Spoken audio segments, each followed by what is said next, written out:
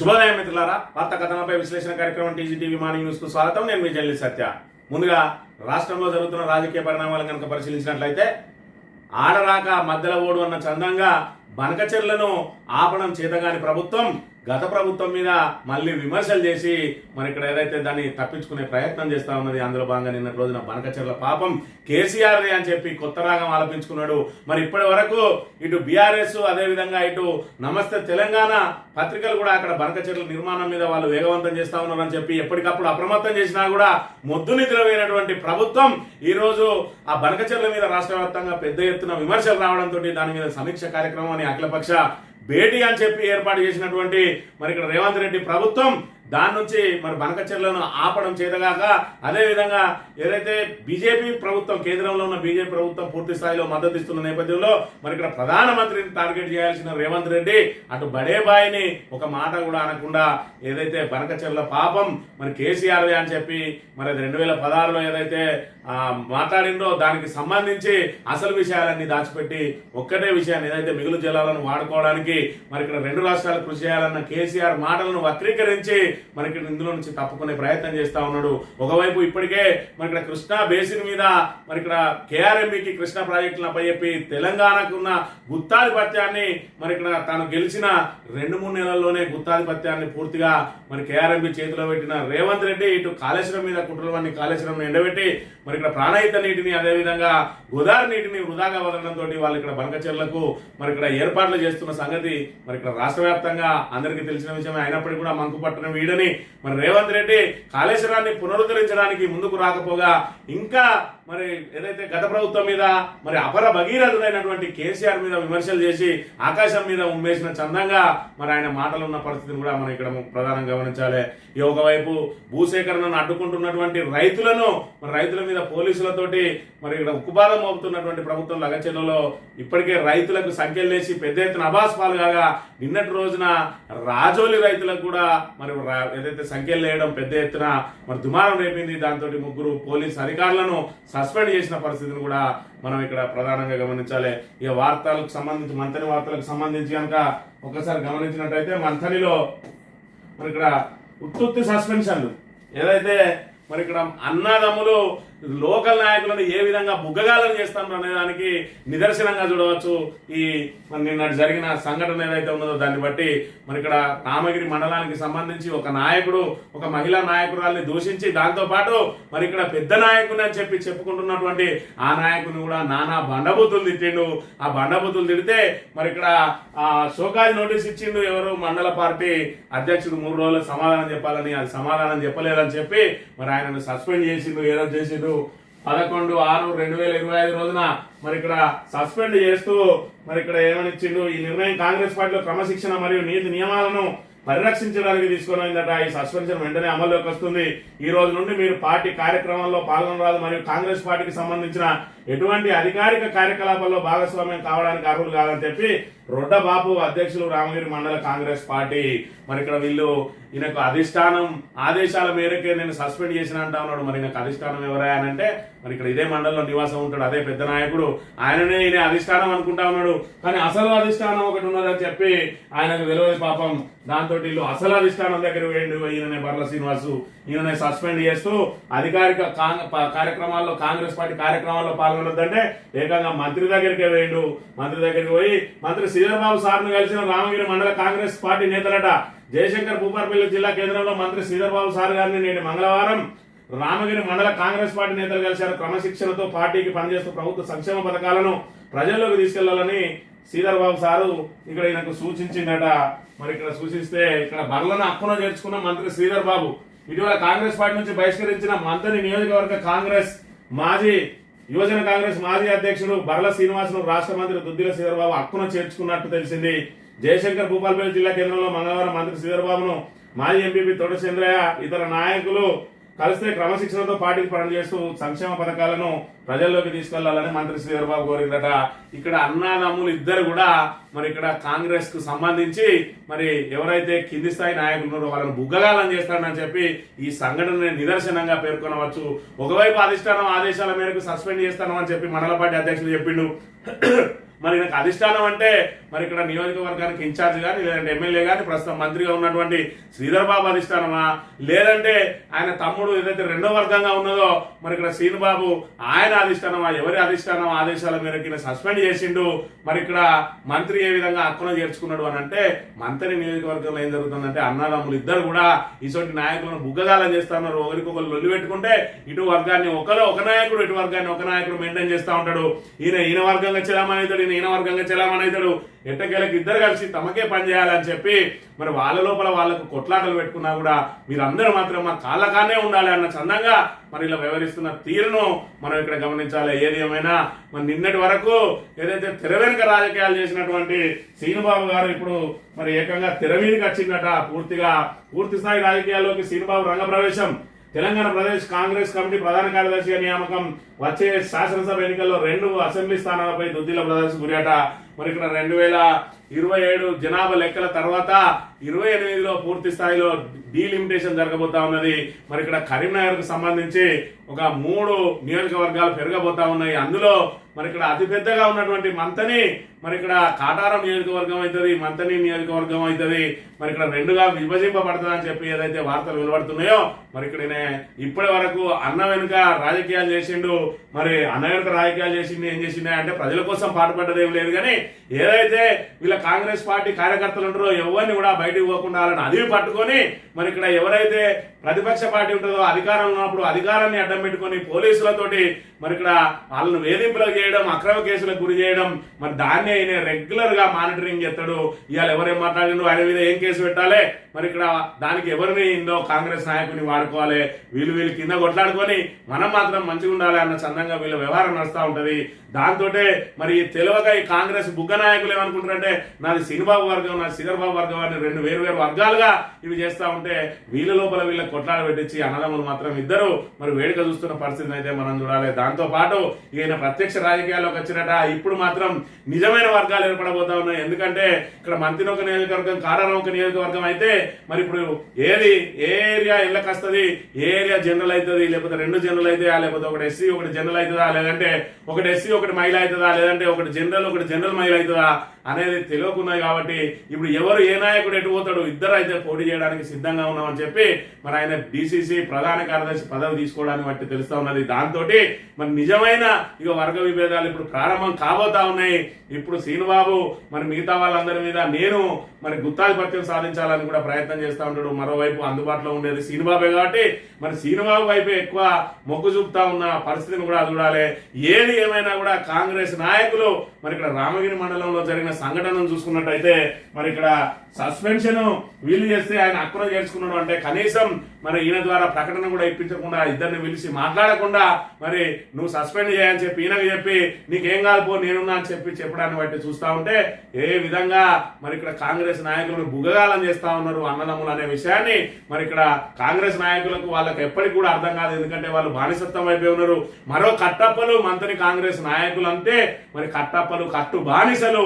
మరి ఇక్కడ ఏదైతే వాళ్ళ గురించి మాట్లాడినా కూడా వాళ్ళు మా గురించి ఏం మాట్లాడాల్సిన అవసరం లేదు, మేము మా సార్ కాళ్ళకానే పడి ఉంటామని చెప్పి ఉల్టా బీసీ నాయకుని విని ఎదురుదాడి చేసే అంత గొప్ప మనస్తత్వం కలిగిన కట్టప్పలు వాళ్ళు. కాబట్టి వాళ్ళకి ఎంత చెప్పినా అర్థం కాదు. కానీ మరి ఇక్కడ జరిగిన పరిణామాలను చూస్తే మాత్రం ఏదైతే మంత్రి నియోజకవర్గ ప్రజలకు మాత్రం అర్థమవుతుంది. ఈయన కోలేటి మారుతి, ఈయన కూడా మొన్నటి రోజున పుట్ట మధుకర్ గారు ప్రెస్ మీట్ లో ఈయన పేరును ప్రస్తావించడం జరిగింది.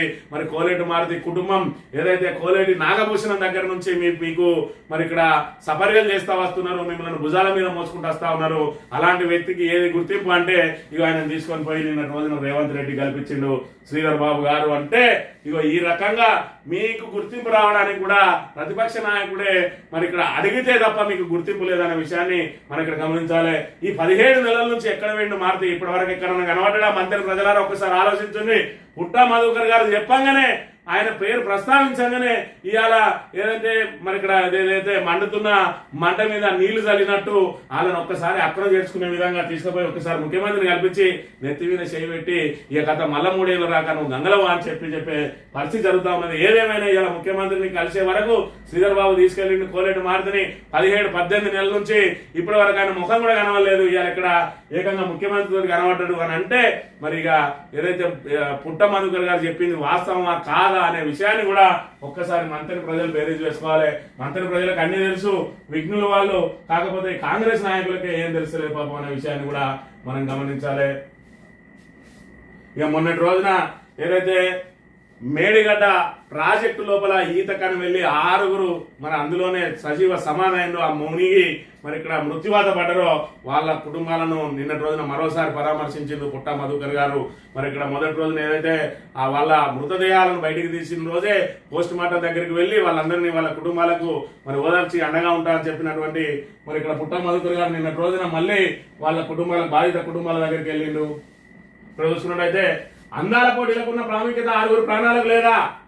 మంత్రి మాజీ ఎమ్మెల్యే పుట్ట మధుకర్ హైదరాబాద్ లో జరిగిన అందాల పోటీలకు మంత్రి ఎమ్మెల్యే ఇచ్చిన ప్రాముఖ్యత మేడిగడ్డ పరాజులో ఈతకు వెళ్లి మృతి చెందిన 6గురు యువకుల ప్రాణాలకు ఇవ్వలేదని మంత్రి మాజీ ఎమ్మెల్యే పుట్ట మధుకర్ తీవ్రంగా మండిపడ్డారు. బుధవారం ఆయన అంబర్పల్లి గ్రామానికి చెందిన పట్టి మధుసూదన్, పట్టి శివమనోహర్, తొగరి రక్షిత్, కర్నాల సాగర్ దశదిన కర్మకు హాజరై బాధిత కుటుంబాలను పరామర్శించారు. మృతుల చిత్రపటాలకు పూలమాలలు వేసి నివాళులు అర్పించారు. ఈ సందర్భంగా పుట్ట మధు గారు మాట్లాడుతూ బరాజులో యువకుల ఆచూకీ కోసం గాలింపు చేపడితే మంత్రి ఎమ్మెల్యే హైదరాబాద్ అందాల పోటీలో పాల్గొన్నారని ఆరోపించారు. 2 రోజుల తర్వాత బాధితుల ఇళ్లకు వచ్చి పరామర్శించి లక్ష ఎక్స్గ్రేషియా ఇప్పిస్తామని చెప్పి వెళ్లాడని, కానీ ఇప్పటి వరకు ప్రభుత్వం నుంచి ఎలాంటి సాయం అందలేదన్నారు. మృతుల కుటుంబాలకు కేవలం లక్ష ఎక్స్గ్రేషియా ప్రకటించారని, ఇతర రాష్ట్రాల్లో కోటిస్తున్నారని గుర్తు చేశారు.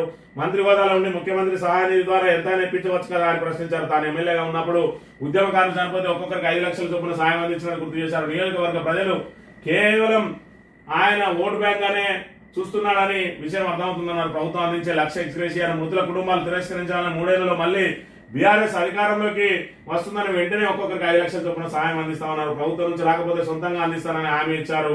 అనంతరం వెంకటేశ్వర గ్రామంలో ఇటీవల ప్రభుత్వ దవాఖాన వైద్యుల నిర్లక్ష్యంతో మృతి చెందిన రాళ్లబండి కుటుంబ సభ్యులను ఆయన పరామర్శించారని చెప్పి నిన్నటి రోజున మరి ఏదైతే మేడిగడ్డకు సంబంధించి మేడిగడ్డ ప్రాజెక్టులో ఏదైతే ముక్కు పచ్చలారని యువకులు ఎవరైతే ఈత కన వెళ్లి ప్రమాదశాత్తు అందులో మునిగి మరి మృత్యువాత పడ్డారో వాళ్ళ కుటుంబాలను నిన్నటి రోజున పరామర్శించారు. మరి ఈ రకంగా చూసుకున్నట్టయితే 6గురు ఏకకాలంలో 6గురు యువకులు మరి ఇక్కడ మృత్యువాత పడితే మరి శ్రీధర్ బాబు గారు కనీసం 16 గంటల పాటు అక్కడ వాళ్ళ కోసం గాలింపు చర్యలు చేపట్టిండ్రు. వాళ్ళు నడి ఎండలో ఏదైతే గోదావరి ఒడ్డున నడి ఎండలో వాళ్ళ కుటుంబ సభ్యులతో పాటు మరి గ్రామస్తులందరూ మరి అదేవిధంగా వాళ్ళ బంధుగణం అంతా కూడా అక్కడ వాళ్ళ మృతదేహాల కోసం ఎదురు చూస్తూ ఉంటే వాళ్ళకి కనీసం మంచినీళ్ళు ఇచ్చిన పాపాన పోలేదు.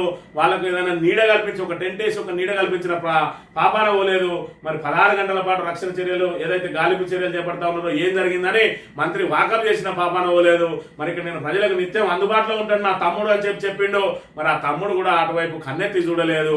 మరి రకంగా చూసుకుంటే అందాల పోటీలు జరిగినప్పుడు మాత్రం అక్కడ ప్రతిరోజు దాని మీద సమీక్ష సమావేశాలు అదేవిధంగా పోటీల కార్యక్రమాలను తిలకించడానికి వెళ్ళినావు కానీ ఇలా 6గురు ప్రాణాల మీద నీకు మరి పట్టింపు లేదా? 6గురు ప్రాణాలు పోతే కనీసం వాళ్లకు మరి అందాల పోటీలకు ఇచ్చిన విలువ 6గురు ప్రాణాలకు ఇవ్వవా అని చెప్పి కూడా మరి నిన్నటి రోజున పుట్ట మధుకర్ గారు తీవ్ర విమర్శలు చేసి మరోవైపు చూసుకున్నట్టయితే మరి నీ సొంత నియోజకవర్గానికి సంబంధించిన వాళ్ళు 6గురు మరి ముక్కు పచ్చలారని యువకులు ఏదైతే ఇప్పుడిప్పుడే చేతికి అందస్తూ కుటుంబానికి అండగా నిలుస్తున్నా అనుకున్న వాళ్ళు చనిపోతే ₹1,00,000 ఇస్తావా? కనీసం 5 లక్షలు ఇప్పించలేని అసమర్థుని నువ్వు అని చెప్పి కూడా ఆయన విమర్శించడం జరిగింది. మరి అదేవిధంగా వాళ్ళ కుటుంబాలకు కూడా చెప్పిండు ₹1,00,000 మీరు తీసుకోకండి, ప్రభుత్వం 3 ఏళ్ళలో వస్తుంది, ఖచ్చితంగా 3 ఏళ్ల తర్వాత మీకు మరి ఇక్కడ 5 లక్షల చొప్పున పరిహారం ఇప్పిస్తా అని చెప్పిండు. మరోవైపు చూసుకున్నట్టయితే ఏదైతే శ్రీధర్ బాబు మన శ్రీపాద ట్రస్ట్ నుంచి ₹10,000 ఇచ్చిందట. మరి ఇక్కడ 50 సంవత్సరాల నుంచి నీ కుటుంబాలకి ఓట్లేస్తూ వస్తా ఉన్నారు. ఇక్కడ మంతని నియోజకవర్గ ప్రజలు మరి ఇక్కడ మరి ఆ ₹1,00,000 ఏదో నువ్వే ఇవ్వాలి, 1,00,000 కాదు, మనిషికి 5 లక్షల చొప్పున శ్రీపాద ట్రస్ట్ నుంచి ఇవ్వాల్సిన బాధ్యత నీ మీద ఉన్నది. అదేవిధంగా ప్రభుత్వం నుంచి సీఎంఆర్ఎఫ్ కింద కూడా మరో 5 లక్షలు ఇప్పించాల్సిన బాధ్యత ఉన్నది. అసంటిది మరి ఇక్కడ బడుగు బలహీన వర్గాలను కేవలం ఓటు బ్యాంక్ గా చూస్తూ ఇలా వాళ్లకు వాళ్ళ మృతులను కూడా ఏదైతే వాళ్ళ చావులను కూడా అవహేళన చేసిన ₹1,00,000 ఇచ్చి చేతులు దుప్పుకొని పోయిండు. ఇది మరి తీరని అన్యాయం అని చెప్పి కూడా ఆయన విమర్శలు చేసిన పరిస్థితిని మనం ఇక్కడ గమనించాలి. నమస్తే తెలంగాణ వార్తలను కనుక పరిశీలించినట్లయితే రాజోలు రైతుకు బేడీలు, పాలమూరు జైలు నుంచి హ్యాండ్ కప్స్ తో అలంపూర్ కోర్టుకు తీసుకెళ్లిన పోలీసులు ఇద్దరిద్దరు రైతుల కలిపి సంఖ్యలు బేడీలను చూసి బంధువుల కన్నీరు. జోగులాంబ జిల్లా ఎస్పీ చెప్తేనే బేడీలు వేశామన్న పోలీసుల వీడియో వైరల్. సర్కార్ తీరుపై బీఆర్ఎస్ ఆగ్రహం. బేడీల ఘటనపై ప్రభుత్వం సీరియస్. ఆర్ఎస్ఐ ఇద్దరు ఆర్ఎస్ఐలపై వేటు మహబూబ్నగర్ జైలు నుంచి విడుదలైన రైతులతో మాట్లాడిన శ్రీనివాస్ గౌడ్ అని చెప్పి మరి గతంలో చూసినాం. ఏదైతే మరి ఇక్కడ ఫార్మా కంపెనీలకు వ్యతిరేకంగా మరి లగచెర్ల రైతులు ఏ విధంగా పోరాటం చేశారు, గిరిజన రైతులు వాళ్ళ మీద పోలీసులు దమనకాండ ఏ విధంగా చేసిరు అనేది కూడా చూసినాం. వాళ్ళు ఇక్కడ నుంచి ఢిల్లీ వరకు కూడా వెళ్లి న్యాయ పోరాటం చేసిండ్రు. మరి వాళ్ళకి ఏ విధంగా అయితే బేడీలేసి పూర్తిగా ప్రభుత్వం అవాసు పాలైందో ఆ సంఘటన మరొక ముందే మరోసారి రాజోలి మరి ఇక్కడ ఏదైతే జోగులాంబ జిల్లాకు సంబంధించి రాజోలి నుంచి ఆ రాజోలికి సంబంధించిన రైతుల మీద కూడా ఇదే విధంగా దాష్టికం ప్రదర్శించిండ్రు. వాళ్ళు ఏదైతే ఇథనాల్ పరిశ్రమను అడ్డుకోవడానికి మరి ఇక్కడ వాళ్ళను కూడా నిర్బంధంగా పోలీసు నిర్బంధం మధ్య ఆ పనులు ప్రారంభం చేయబోతే వాళ్ళు ఏదైతే మరి కడుపు మండి దాడులు చేసినో వాళ్ళందరినీ కూడా అరెస్ట్ చేసి మరి జైలు నుంచి తీసుకొచ్చే క్రమంలో వాళ్ళకు కూడా బేడీ లేయడాన్ని మరి ఇక్కడ బంధుగణం అంతా కూడా చూసి బోర్న విలపించారు. వాళ్ళు తీవ్రవాదుల దొంగల ఎందుకు ఆ రకంగా బేడీలు వేసుకుని వస్తానని చెప్పడం, వాళ్ళు కర్నూలు ఏదైతే జోగులాంబ జిల్లా ఎస్పీ చెప్తేనే మేము బేడీలు వేసినామని చెప్పి వాళ్ళు చెప్పిన మాటలు కూడా సోషల్ మీడియాలో వైరల్ కావడంతో నెటిజన్లు తీవ్రంగా దాని మీద విమర్శలు చేయడంతో ప్రభుత్వం దిగొచ్చింది. ఆ ముగ్గురు మరి ఎస్ఐలను కూడా ఏదైతే ఆర్ఎస్ఐని అదేవిధంగా ఏఆర్ఎస్ఐలను మరి ఇక్కడ సస్పెండ్ చేసిన పరిస్థితి మనం గమనించాలి. ఇక్కడ ఏదో సస్పెండ్ చేసి చేతులు దులుపుకుండా కాదు, అసలు ఈ రైతులు ఎందుకు ఆందోళన చేపట్టిననే మూలాల్లోకి వెళ్లి ఇలాంటి ప్రజా వ్యతిరేక విధానాలను అవలంబించాల్సిన ఏదైతే అవలంబిస్తున్నటువంటి ప్రభుత్వం ఇకనైనా ఆ ప్రజా వ్యతిరేక విధానాలకు చరమగీతం పాడాలి. ప్రజల అభిష్టం మేరకే పనులు చేపట్టాల్సిన బాధ్యత ఉంటుంది. ఒకవైపు మరి ఇక్కడ ఫార్మా కంపెనీల మీద పోరాటం చేస్తే ఫార్మా కంపెనీలు వదులుకున్నారు. ఇవాళ ఇథనాల్ పరిశ్రమ మీద వద్దంటే కూడా పోలీసులను పెట్టి మరి ఇక్కడ నడిపించే ఏదో ప్రయత్నం చేసిందో వాళ్ళు దాడులు చేస్తే ఇక్కడ ప్రభుత్వం కూడా అవాసు పాలైంది. ఇక్కడ ఏదైతే అమాయక రైతులు ఇలా జైలు పాలవుతున్న పరిస్థితికి పూర్తిగా మరి ఇక్కడ ప్రభుత్వమే బాధ్యత వహించాల్సిన అవసరం ఉన్నది. ఏపీతో సాగునీటి యుద్ధం, తెలంగాణ కోసం రంగంలో కేసీఆర్, బీఆర్ఎస్ పోర్బాట, కృష్ణా గోదావరి ప్రాజెక్టులపై కాంగ్రెస్ నిర్లక్ష్యాన్ని ఎండగట్టేలా కార్యాచరణ, కాళేశ్వరం పాలమూరు రంగారెడ్డి పనుల్లో అలసత్వంపై నిలదీతకు సిద్ధం, త్వరలో కేసీఆర్ నేతృత్వంలో సదస్సు, శ్రేణులకు పార్టీ అధినేత దిశానిర్దేశం, రాజకీయ దురుద్దేశంతో రాష్ట్ర సాగునీటి ప్రాజెక్టులపై నిర్లక్ష్యం వహిస్తున్న కాంగ్రెస్ సర్కార్పై ప్రజాక్షేత్రంలోనే తేల్చుకునేందుకు బీఆర్ఎస్ సిద్ధమైంది. రైతుల ప్రయోజనాలే పరమావధిగా వారి కోసం పోరుబాట పట్టేందుకు సన్నాహాలు చేస్తున్న త్వరలోనే పార్టీ అధినేత కేసీఆర్ ప్రత్యేకంగా సమావేశమై శ్రేణులకు దిశానిర్దేశం చేయనున్నట్టు తెలిసింది. మరి ఇక్కడ చూసుకున్నట్టయితే కృష్ణా ప్రాజెక్టులు మరి ఇక్కడ రేవంత్ రెడ్డి అధికారంలోకి వచ్చిన వెంటనే కృష్ణా ప్రాజెక్టుల మీద గుత్తాధిపత్యాన్ని, తెలంగాణకున్న గుత్తాధిపత్యాన్ని తీసుకుపోయి కేఆర్ఎంబీ చేతిలో పెట్టిండు. ఈ రోజు తాగునీరు కావాలన్నా కూడా మరి కేఆర్ఎంబీ అనుమతి తీసుకోవాల్సిన మరి ఇక్కడ దుస్థితి నెలకొన్నది. మరోవైపు ఎన్డీఏలో చక్రం తిప్పుతున్నటువంటి మరి ఇక్కడ చంద్రబాబు నాయుడు వాళ్ళ సిఐఎస్ఎఫ్ మరి ఇక్కడ బలగాలను పెట్టుకొని బాజాప్తా నీళ్లు నింపుకొని జలచౌర్యానికి పాల్పడతా ఉంటే చోద్యం చూస్తా ఉన్నది అసమర్థ రేవంత్ రెడ్డి ప్రభుత్వం. మరి అదే విధంగా ఇలా గోదావరి బేసిన్ లో ఉన్నటువంటి కాళేశ్వరం బృహత్తరమైన ప్రాజెక్టును మరి ఆ కాళేశ్వరం ప్రాజెక్టు ద్వారా నీటిని ఒడిసి పట్టుకొని రాష్ట్ర వ్యాప్తంగా నీటిని అంతా కూడా డిస్ట్రిబ్యూట్ చేసుకోవాల్సి ఉన్నటువంటి మరి ఇక్కడ రెడీ ఉన్నటువంటి ఆ సిస్టాన్ని వాడుకోలేక కేవలం బీఆర్ఎస్ ను బదనాం చేయడానికి కాళేశ్వరం మీద కుట్రలు అన్ని మరి ఏం చేసిందో మనం చూస్తూనే ఉన్నాం. ఒకవైపు కమిషన్ల పేరుతో ఇప్పటి వరకు మరి కాలయాపన చేసి ఇవాళ కాళేశ్వరం కమిషన్ కూడా రేవంత్ రెడ్డి మీద కేసు చుట్టుకోబోతా ఉన్నది. ఎందుకనంటే మరి ఇక్కడ కేబినెట్ ఆమోదం లేదు అని చెప్పి ఇప్పటి వరకు ఏదైతే బుకాయిస్తూ వస్తా ఉన్నదో మరి ఇక్కడ ఏదైతే కమిషన్ ఇప్పటికి 3 సార్లు అడిగిందట, దానికి సంబంధించిన రిపోర్ట్ ఇవ్వని, కేబినెట్ మినిట్స్ ఇవ్వని, కేబినెట్ మినిట్స్ ఇస్తలేదు. మీరే ఏర్పాటు చేసిన కమిషన్ అడిగిన మరి పత్రాలు ఇవ్వడానికి మీరు జంకుతా ఉన్నారంటే మీ దురుద్దేశం ఏ విధంగా ఉన్నదనేది తెలంగాణ ప్రజలకు తేటతెల్లమైంది. దాంతో మరి ఇక్కడ బీఆర్ఎస్ డైరెక్ట్ పోరులోకి దిగబోతా ఉన్నది. కేసీఆర్ దిశా నిర్దేశం చేయబోతా ఉన్నారు. ఇటు కృష్ణా గోదావరి ప్రాజెక్టుల మీద కాంగ్రెస్ ఏ విధంగా నిర్లక్ష్యం చేస్తా ఉన్నది అనే దాని మీద కూడా మరి ఇక్కడ పూర్తి స్థాయిలో పోరాటం చేసి బంకచెర్లను ఏ విధంగా ఆగబట్టాలి, మరి ఇక్కడ కాళేశ్వరాన్ని ఏ విధంగా త్వరితగతిన మరమ్మతులు చేపట్టుకోవాలి, అదేవిధంగా కృష్ణా బేసిన్ లో మనకు రావాల్సిన వాటాను ఏ విధంగా రాబట్టుకోవాలి, ఏ విధంగా ఒత్తిడి తీసుకురావాలనే దానికి మరి ఇక్కడ కార్యాచరణ రూపొందించబోతా ఉన్నారు. ఇక్కడ చూసుకున్నట్టయితే ఒకవైపు మరి ఇక్కడ గత ప్రభుత్వంలో ఉన్న పెద్దలకు కేసీఆర్ గానీ, అదేవిధంగా హరీష్ రావు గానీ, అదేవిధంగా కేటీఆర్ గానీ ఇతర నాయకులందరికీ కూడా ప్రాజెక్టుల మీద ఏ రకమైన అవగాహన ఉన్నది, ఇవాళ ముఖ్యమంత్రి పీఠం మీద కూర్చున్న మరి రేవంత్ రెడ్డికి ఏ విధమైన అవగాహన ఉన్నది అనేది మరి ఇక్కడ చూసుకున్నట్టయితే దేవాదుల ప్రాజెక్టు మరి ఇక్కడ టీడీపీ హయాంలో ఈయన టీడీపీలో ఉన్న రోజే దేవాదుల ప్రాజెక్టుకు రూపకల్పన జరిగింది. అది గోదావరి బేసిన్ లోనే ఉన్నదా అని చెప్పి నిన్ను అడగడం అది మరి సోషల్ మీడియాలో వైరల్ గా మారింది.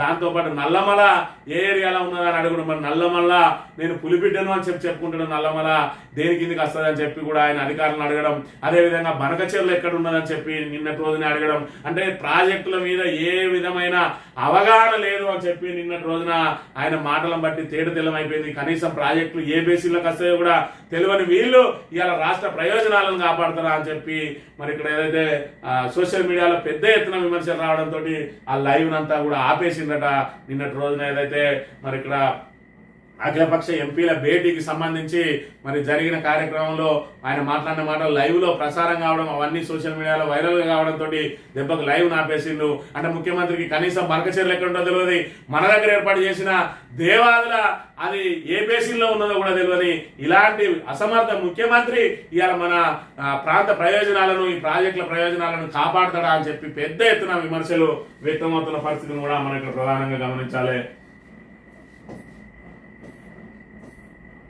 వ్యక్తిగత గోప్యత నా హక్కు, సుప్రీం తీర్పులకు కట్టుబడి ఉన్న 2023లో వాడిన ఫోన్ ఇప్పుడు లేదు, 2024లోనే పాత ఫోన్ మార్చిన ఫోన్ తప్ప ఇతర గ్యాడ్జెట్స్ వాడలేదు. ఫార్ములా ఈ కార్ రేస్ రికార్డులన్నీ రాష్ట్ర పురపాలక శాఖ వద్ద ఉన్నాయి. ఏసీబీకి లేఖ రాసిన కేటీఆర్ జవాబు, ఏసీబీకి లేఖ ద్వారా కేటీఆర్ జవాబు లేఖ అందిందన్న విచారణాధికారి అని చెప్పి మరి ఇక్కడ కేసీఆర్ మీద అయితే కేటీఆర్ మీద ఏదైతే అక్రమ కేసు పెట్టి వేధించాలని చెప్పి ఏదైతే ప్రయత్నం చేస్తా ఉన్నదో మరి ఆ ఏసీబీ ఆల్రెడీ విచారణ చేసిన తర్వాత రెండోసారి కూడా విచారణ చేసి ఆ తర్వాత మీ ఫోన్లను మీ గ్యాడ్జెట్లను ఇవ్వాలని చెప్పి ఏదైతే చెప్పిండో గ్యాడ్జెట్లను ఇవ్వాల్సిన అవసరం లేదు, ఫోన్ ఇవ్వాల్సిన అవసరం లేదు, అది నా వ్యక్తిగత గోప్యతకు సంబంధించిన అంశం, మరి ఇక్కడ కోర్టు తీర్పులు ఇస్తే తప్ప మరి ఇక్కడ ఇవ్వాల్సిన అవసరం లేదని చెప్పి నిన్న లేఖ ద్వారా స్పష్టం చేసిండు. అదే విధంగా నా దగ్గర ఆ పాత ఫోన్ కూడా ప్రజెంట్ లేదు, 23లో ఫోన్ 24లోనే మార్చేసిన మరి అదే విధంగా దానికి సంబంధించిన రికార్డులు అన్ని కూడా మున్సిపల్ శాఖలోనే ఉన్నాయి, దానికి పూర్తి బాధ్యత నాదే అని చెప్పినా ఇప్పుడు కూడా అదే చెప్తా ఉన్నా.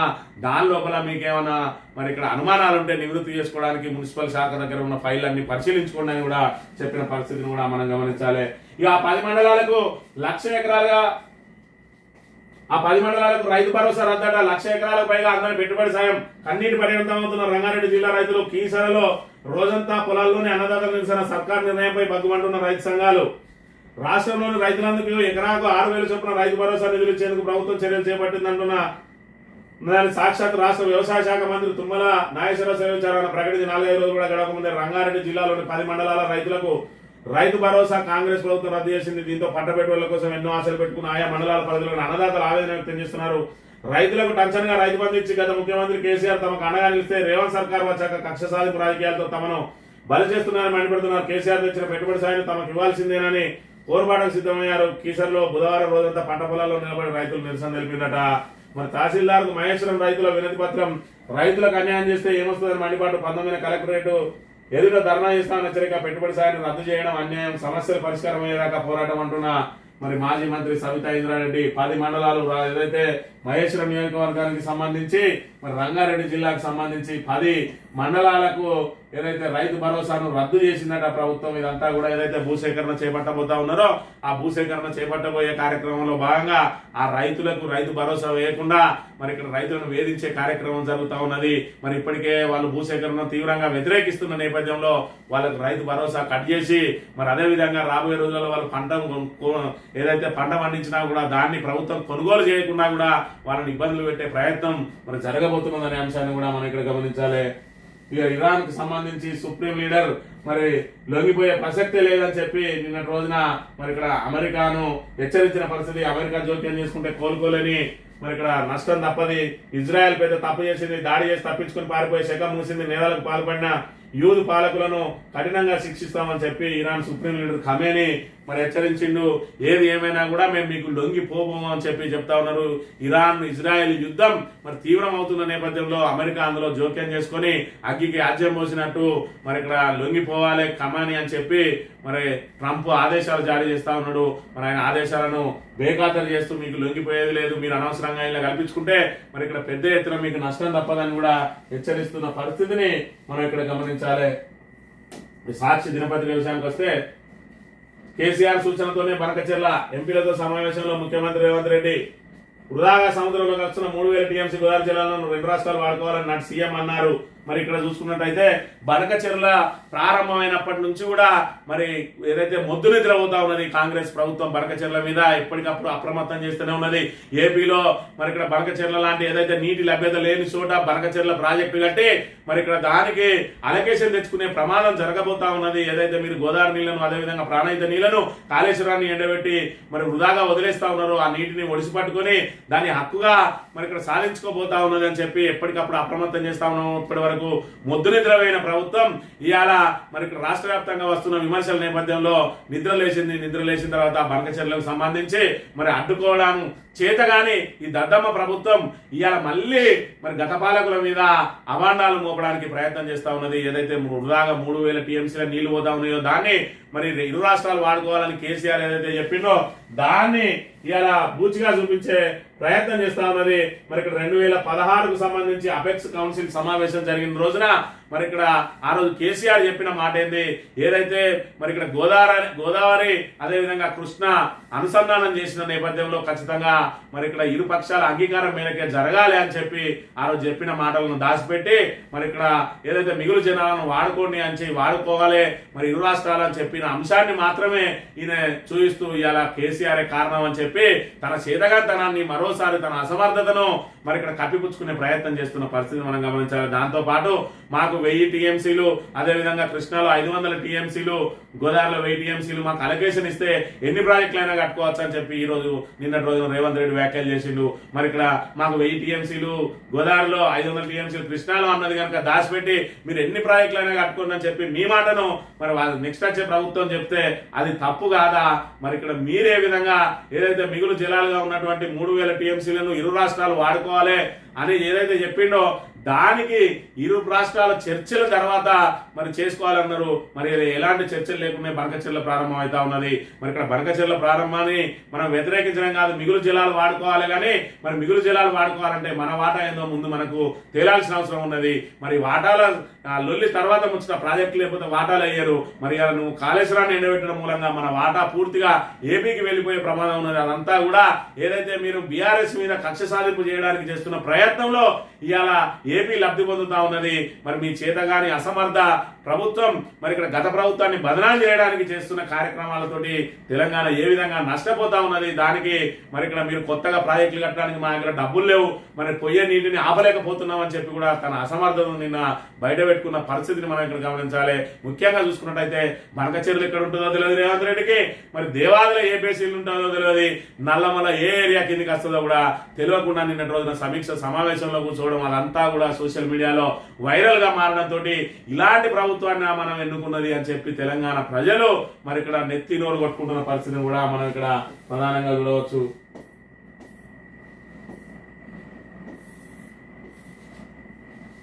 మావోయిస్టు అగ్రనేత గాలిలో ఎన్కౌంటర్, ఏపీలోని కింటుకూరు అడవులో ఎదురుకాల్పులు, చలపతి భార్య అరుణ మరో మహిళా మావోయిస్టు కూడా మృతి, పార్టీ కేంద్ర కమిటీ సభ్యుడిగా ఉన్నటువంటి రవి అని చెప్పి ఒకవైపు అగ్రనేతగా ఎదిగి శాంతి చర్చల్లో పాల్గొని స్వగ్రామం భూపాలపల్లి జిల్లా వెలిశాలలో నేడు గాజల రవి అంత్యక్రియలు.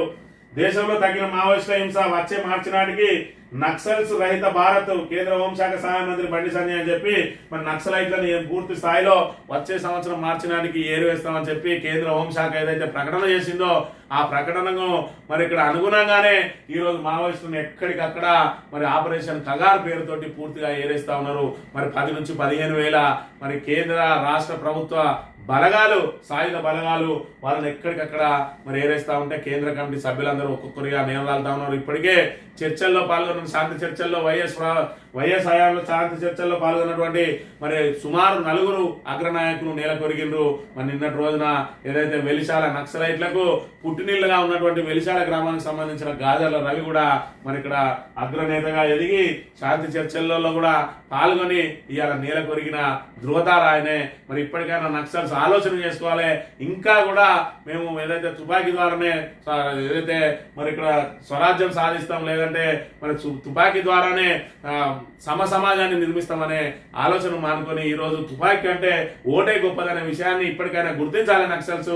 ఇంకా ఈ కాల్పులలో పూర్తిగా మరి నీలమట్టం అయ్యే బదులు వాళ్ళు లొంగిపోయి ఏదైతే సమాజంలోకి రావాలి, ఈ సమాజంలోకి వచ్చి ప్రజలను చైతన్యవంతం చేయడానికి కొత్త మార్గాన్ని ఎన్నుకోవాల్సిన అవసరం నక్సల్స్ మీద ఉన్నదనే విషయాన్ని కూడా గమనించాలి. ఆంధ్రజ్యోతి విషయానికి వస్తే బంకచెర్ల పాపం కేసీఆర్దే, ఏదైతే బంకచెర్ల పాపం కేసీఆర్దే అని చెప్పి తన అసమర్థతను ఏ విధంగా కప్పిపుచ్చుకోవడానికి ప్రయత్నం చేస్తా ఉన్నది రేవంత్ రెడ్డి ప్రభుత్వం అనే విషయాన్ని మనం ఇక్కడ గమనించాలి. ఇవాళ మరి అక్కడ ఏదైతే ఇరు రాష్ట్రాలు మరి కూర్చొని మాట్లాడుకున్న తర్వాతనే గోదావరి అదేవిధంగా కృష్ణ పెన్న అనుసంధానం చేయాలంటే ఖచ్చితంగా ఇరు రాష్ట్రాల అనుమతి ఉండాలన్నారు. ఇలా అనుమతులను ధిక్కరించి వాళ్ళు ఏదైతే బంకచెర్ల కడతా ఉన్నారు, దీని పాపం అంతా కూడా రేవంత్ రెడ్డి ప్రభుత్వం. ఎందుకంటే ఇక్కడ కాళేశ్వరాన్ని ఎండబెట్టడం మూలంగా ఆ వెళ్లిపోతున్న నీటిని మరి ఇక్కడ ఒడిసి పట్టుకోవాలనే దుర్బుద్ధి ఏపీకి కలగడానికి కారణం ఇవాళ రేవంత్ రెడ్డి ప్రభుత్వం అనే విషయం మనం ఇక్కడ గమనించాలి. ఇవాళ ఈ నీళ్ళని కనుక వృధా పోకుండా కేసీఆర్ ఏ విధంగా అయితే నీటిని ఒడిసిపట్టి రాష్ట్ర వ్యాప్తంగా నీటిని మరి అన్ని రిజర్వాయర్లను నింపడానికి చెరువులు నింపడానికి వాడిండో, ఈయన కూడా అదే విధంగా నీటిని అంతా ఒడిసిపట్టుకున్నట్టు ఉంటే వాళ్ళకు దుర్బుద్ధి పుట్టేదే కాదు. మరి ఇలా వాళ్ళ దుర్బుద్ధి పుట్టడానికి ప్రధాన కారణం రేవంత్ రెడ్డి అసమర్థత. రేవంత్ రెడ్డి బీఆర్ఎస్ మీద కుట్రవాన్ని కాళేశ్వరాన్ని ఎండబెట్టడం మూలంగానే బంకచెర్ల ప్రారంభమవుతున్నదనే విషయాన్ని కూడా మనం ఇక్కడ ప్రధానంగా గమనించాలి.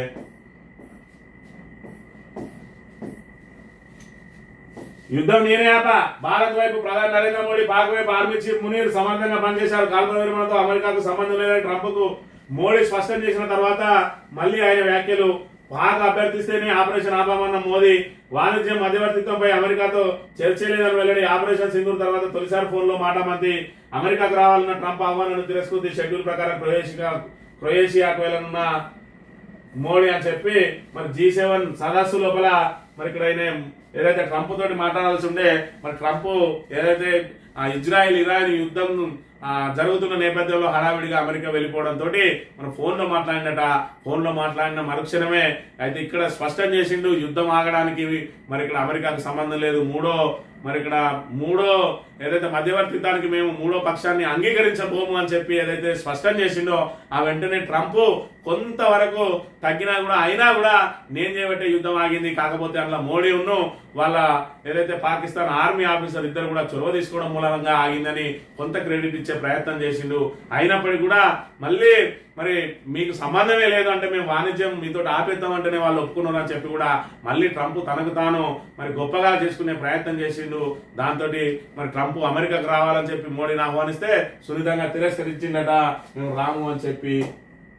ఈనాడు దినపత్రిక విషయానికి వస్తే ఏమైనా ఈ తాబేదార్ పత్రికలు ఏవైతే ఉన్నాయో మరి ఇక్కడ చేతగాని ప్రభుత్వాన్ని జాకీలు పెట్టి లేపే కార్యక్రమంలో భాగమే ఇటు ఆంధ్రజ్యోతి కానీ ఇటు ఈనాడు కానీ మరి ఇక్కడ వీళ్ళు పెట్టిన ఏదైతే ఈ హెడ్డింగ్స్ ఉన్నాయో బంకచెర్ల కేసీఆర్ పాపం అని, ఇక్కడ బంకచెర్ల పాపం కేసీఆర్దే అని, ఇవన్నీ కూడా ఏదైతే రేవంత్ రెడ్డికి సంబంధించి ఆయన సీఎం ఆఫీస్ నుంచి వచ్చే మరి ఇక్కడ ఆ స్క్రిప్ట్ నే ఈ రెండు పేపర్లు ప్రధాన హెడ్డింగ్లుగా ఇస్తాయి. ఎందుకంటే వాళ్ళ చేతగానితనాన్ని కప్పిపుచ్చుకునే కార్యక్రమంలో భాగంగా కేసీఆర్ మీద నెపం తప్పించుకునే ప్రయత్నమే చేస్తా ఉన్నాడు. కేసీఆర్ అంటే వ్యక్తి అపర భగీరథుడు.